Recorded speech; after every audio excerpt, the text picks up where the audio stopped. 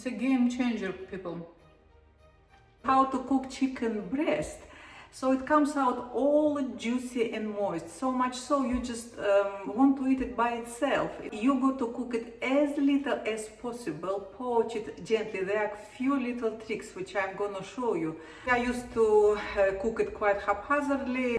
Let's just say I was amazed with the difference this gentle poaching makes. Timings in the description, but once you get the general idea, just, you can adjust them slightly. Maybe your chicken is not quite room temperature like mine, for example. You can use meat thermometer. A safe temperature is 75 degrees Celsius.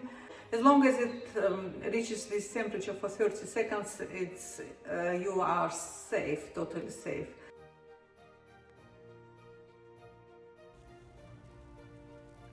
Bring your poaching liquid to the boil, reduce heat to absolute minimum so the water is barely moving. Drop chicken in a hot liquid. Quite a small breast here, mind you, up to 170. Let them cook for 2-3 minutes maximum. Cover and let them cool for 10 minutes or so in a hot liquid. The internal temperature will only go up as it happens, or just poke it and make sure no blood. Perfect. I like to have it in the fridge for many purposes. If I say I'm not going to use it, I will freeze it. Not good idea to fill it to the brim or the jar can crack, right? More interesting poaching liquid here. So 1 tablespoon of honey, same amount roughly Dijon mustard, a grainy one.